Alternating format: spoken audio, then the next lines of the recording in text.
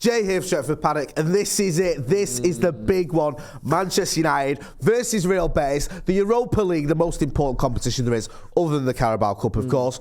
We're here with Joe Smith, as always. How you doing? Joe, let's not pretend we don't need to bounce back from what was arguably the worst day of my life. What, losing 7-0 to Liverpool? Yeah. It was pretty rough, wasn't it? Hopefully that will be a speed bump in the road rather than the cliff that it feels like we might have fallen off. But that's why this game is so crucial. And I know you always say this is the big one, and it isn't. Well, I beg to differ. But I actually think this is a massive game because this is the only game that we've got basically till the end of the season, unless we get, obviously if we get through this round, this will repeat, where we've got two legs.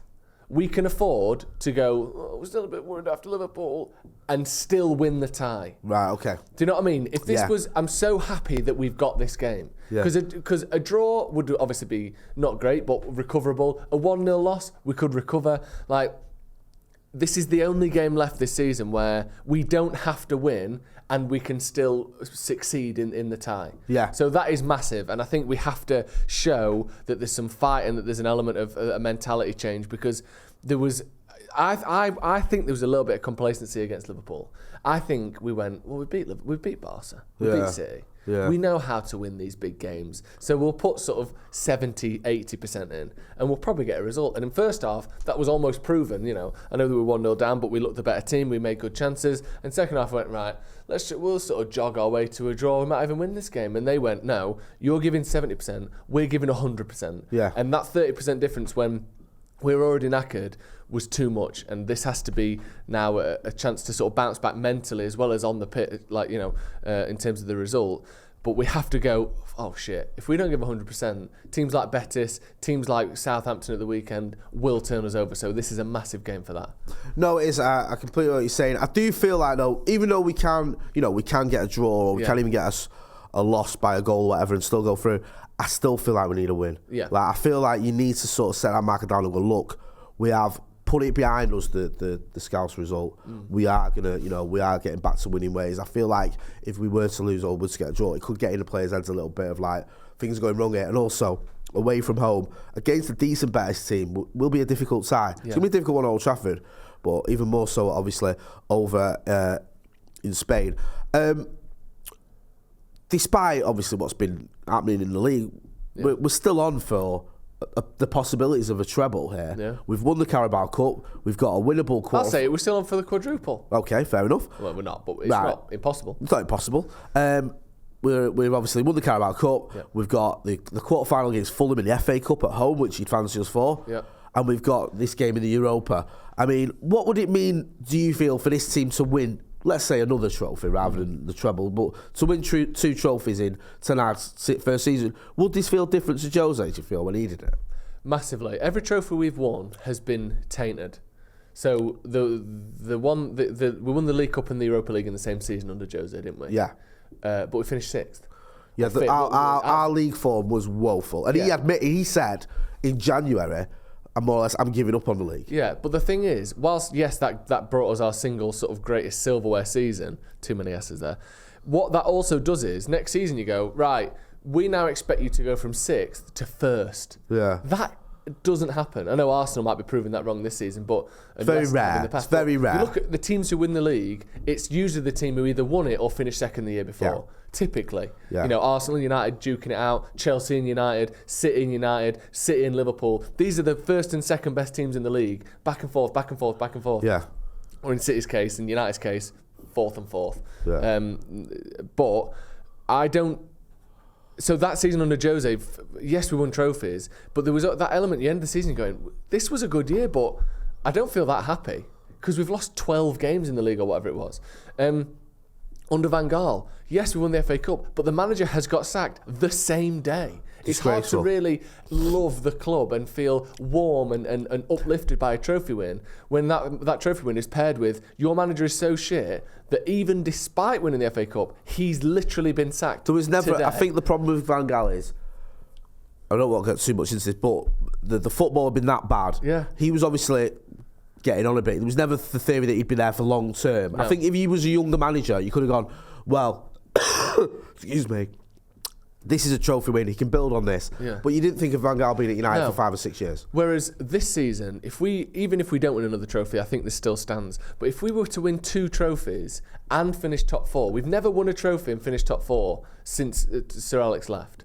That would be so massive. And I think, we'll see we're getting the FA Cup, we'll see we're getting the Europa League, but this feels completely different to those managers. And I think if we were to finish 3rd, you can see a team going from 3rd to 1st, or 3rd to 2nd to, that is a trajectory that makes sense. If we were to drop off, finish 5th now and not win another trophy, you think, how are we going to make that leap? So, yeah, this could be still an absolutely massive season, even if we don't win the Premier League, which I don't think we will.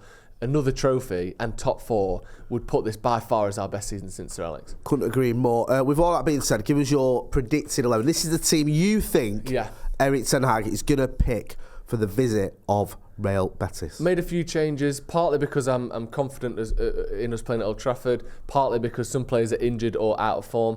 I've gone with De Gea. I brought Wan-Bissaka in because, to be honest, I think Dalot's been pretty poor since the World Cup. I agree with that. I like Dalot, but he's not been great. I think Wan-Bissaka's been better than him since the World Cup. Lindelof in for Varane because Varane looks sluggish and slow to me against Liverpool. And I think part of that is injury related. I'm not dropping him, I'm giving him a bit more of a rest because he had a fitness test on the day, which he obviously passed, but he didn't look himself to me. Martinez can stay, even though he's not been quite at his best last couple of weeks. I think Malacia has to come in for Luke Shaw. I think Luke Shaw slipped back into 2021 performances or 2022 performances where you're like, what are you doing? Why have you stopped? His head went, didn't it? His head went. Because the first half he was really good. He was getting down. He was causing them more problems against Liverpool than they were causing him. Yeah. And the second half his head went. Yeah, and I'm not, again, it's not like, you drop long term, but I think to start this game, I'm going to go with Malacia. Casemiro, another one who picked up an injury against Liverpool. I don't know the extent of that, but I would give him the rest in this game because, again, like I said, looking at all the games we've got coming up, Southampton, Fulham, the second leg of this, we've got other big games as well. This is the only one where you can risk not winning it and still win the tie. So give me Fred and Sabitzer in midfield, Fernandes in the 10, and I think we need Fernandes back in that middle position as well, because he's better there, and it's not fair on him to keep playing him out of position because he's versatile and others aren't. Yeah. I would give Weghorst a rest because I think we need someone up front who can score goals, and I'm more confident in Sancho, Antony and Rashford to get that job done. So I would play those 3 up front. But I think that's a very strong team, and you're giving a rest to Varane, Casemiro, Weghorst, Shaw, Dalot. I think that's a decent way to set things up. No, Beat that. I agree with a lot of that. If you go to my team, and you made some great points, I think there's only, is it McTominay?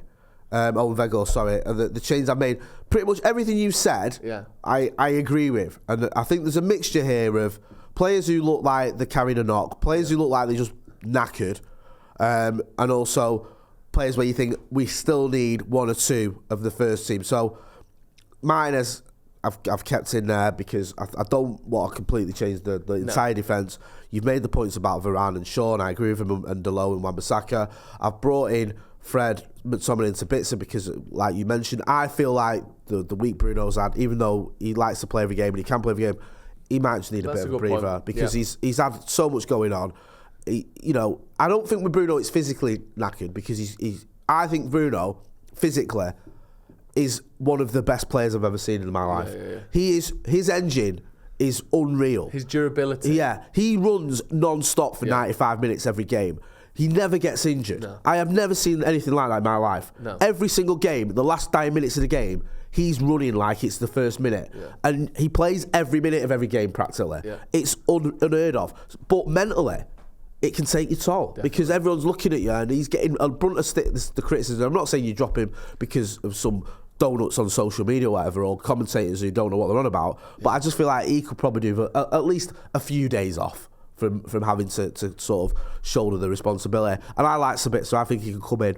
He can play almost anywhere, Sabitzer, in midfield. Yep. So I wouldn't be against him. Or maybe Fred goes into the 10 and Sabitzer plays alongside McTominay.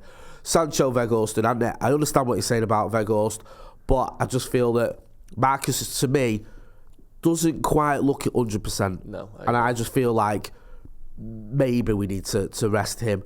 So Sancho, who's not really played much recently, he comes in, Weghorst keeps his place, and Antony as well. And there is an element as well with some of these players that I feel like maybe with Anthony, you keep putting him in and he can play his way out of this little bit of a funk he's in. Yeah. I mean, he's had some decent games recently, but he, again, like his teammates, he wasn't great at Anfield, but I feel like he could cause Betis some problems. Get involved in the chat in the comments and let us know your predicted 11s too. Betis, they've got someone in the dugout we know, haven't they? Manuel Pellegrini. Title-winning Manuel Pellegrini, of course. Yeah. They're 5th in the Liga, which is decent, isn't it? You can't dismiss that. On a decent bit of form as well. They've lost like 1 of the last 5, which is all right. A draw with Madrid, which is obviously good.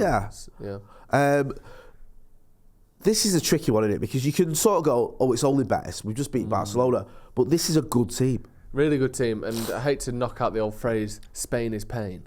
Because whenever you play a Spanish team in European competition, they've got an extra sort of 10% over a team of that quality from another nation. Two words, Joseph. What? Bilbao. Yeah. We're still scarred from that. Yeah, and not just, the Spanish, so they must be good. They're good. Yeah. And they've got good players. And look, I say luckily because that's a horrible way to phrase it. But in what will be fortuitous for United, probably their best player, Nabil Fekir, is injured out for the rest of the season. So that will help us. He's their creative player. I think he had a medical with Liverpool a few years ago that I think he either failed or didn't quite work out. But he's a top player. They've got Rodri, who will be filling in for him. He's a sort of an academy player, not the Rodri from City, obviously. And sorry, sexy name alert. Borja, sorry. Iglesias. Crazy for feeling. Oh, sorry. You're of the era. You're more Enrique. I'm Julio Iglesias, yes. Well, either way, this guy's got 10 goals in 20 appearances in La Liga, or 11 goals in 20 appearances. What was Enrique's big hit? I can be your hero, baby. That was it, wasn't it? I can be. Yeah, I remember it. Yeah, but he's the 4th top scorer in La Liga. Good player. Yeah. Can be a difficulty for our centre backs if we're not on it. But they're a good team, and we've seen in the past with Celta Vigo where we sort of scuffed our way past them. Bilbao, who battered us, Sevilla, who beat us, Barcelona, who every time we've played them in the last 15 years, except 2 weeks ago, have beat us. Yeah. So it's always difficult. I think we need. I mean, this season, Sociedad beat us at Old Trafford, a team that I think that they're like 4th and 5th in the league. Those two, so they're of a similar standard and similar quality. It's going to be really difficult. This. But, obviously, we'll get to score prediction in a second. I think we should be all right. I think Julio Iglesias was actually on the books at Real Madrid. That's not true. I think he was a goalkeeper at Real Madrid, honestly. The singer? Yeah. I think he started off... Can we run the numbers on that, crunch the numbers on that I think he started off as a reserve goalkeeper for Real Madrid. I think that's a bit of Julio Iglesias trivia. Producer Ethan, who's got fingers like a 1950s... typist, he's going to check that out, but I'm pretty sure that he was like the reserve keeper for Real Madrid. Stick around to the end of the video where we will reveal whether that is true or not. Score prediction, John. For score predictions, I'm going to go. I just feel like we need a result. Yeah. I don't even think you necessarily need an emphatic win or anything like that. Just get a win. I'll go 1-0. I've got a thumbs up there from producer Ethan. So which song did he sing? He was To All the Girls I've Loved Before. That one. That was his. And he played. He was in Real Madrid. See, this is Jose. I pulled this just out of my memory banks. Right? Yeah, the guy was memory banks, but certainly pull it out of something. Yeah, the guy used to be the goalkeeper for Real Madrid's academy. I mean, you literally, when you brought his name up, I thought irrelevant. Next, this guy is a footy legend. Score prediction, Jay. Hit me with it. I'll go 1-0. I'll go 1-0, and I'll go with Wout Weghorst to get a goal. I think he's due for a goal. I haven't even picked him. Sooner or later, right? He's got to score. Yeah. If you played for United up front, right? Yeah. Sooner or later, and you were fit and healthy enough to run around, you'd get a goal. Yeah, you'll get a goal. 29 appearances. Do you know what I love about Folland? Was the fact that once, right, we were 2-0 up. I can't remember, it was against in Europe, and we had a penalty. And he went to take the penalty. He eventually did score a penalty, by the way, for his first goal. He went to take the penalty, and Roy Keane took the ball off him and gave it to Rude. Brilliant. Like, no. There's no sympathy here. No, you're not doing that. The game's still not won yet. I'm going to go 1-1. Oh. And I think we'll win the tie, but I think that tomorrow will be 1-1 because... Thursday will be 1-1 because of how fragile we are. But I think Weghorst will score as well. And I don't know who'll score for them, but I think 1-1. Fair enough. I think we can live with that. Get your phones out. Yeah. Film yourself like that in landscape. 30 seconds of a score prediction? I think it's going to be 2-0. Yeah, give us your score prediction, yes. and we'll use that for our pre-match build-up, because this is your channel. We want you to be a part of it. Joe, where can people find you? Sloppy Joe's podcast, new episode out today at 5 o'clock. Check it out. Check it out. It'll be on the community tab on the channel as well, so go and check it out on there. Yeah. That's been Joe. I've been Jay. You know where to find me. Don't forget to hit like, share, and subscribe. Thanks for watching.